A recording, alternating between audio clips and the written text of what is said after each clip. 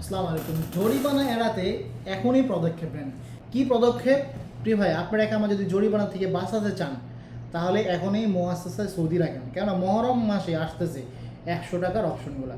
যাদের একামা দেখা যায় একেবারে শেষ মুহূর্তে এক্সপায়ার, মহরমের 1 তারিখ 2 তারিখে এক্সপায়ার, বা আপনার জিলহজের 29 তারিখে এক্সপায়ার, তারা যদি মহরম মাসে 4 জনের কফিল, যেগুলো তাদের কথা বলতেছি, তারা যদি এখন সৌদি একটা রেখে দেয় এই সপ্তাহে, তাহলে প্রথম সপ্তাহে, মহরমের প্রথম সপ্তাহে আবারও 100 টাকা করে একামা করতে পারবে। এই মুহূর্তে হয়তো বা দেখা যায় যারা বছরের শুরুতে একামা করছে তারা এখন একামা করতে গেলে 9,700 টাকা মতো আসবে, স্বাভাবিক, কারণ কোটা শেষ।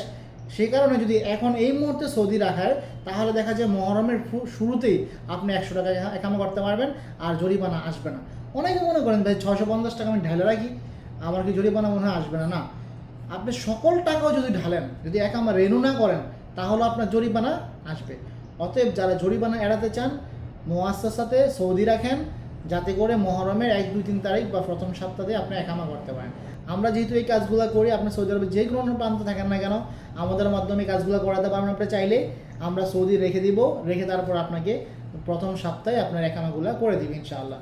বা যাদের একামা দেখা যায় মহরমের এক্সপায়ার বা পরের মাসে এক্সপায়ার, তারা চাইলে মহরমেও কী করতে পারবে, সৌদি রাইখে একামাগুলো করতে পারবেন। প্রিয় ভাই, মুক্তবল জাহানি সবসময় আপনাদের সাথে আছে, সাথে থাকবে ইনশাআল্লাহ। আল্লাহ হাফেজ।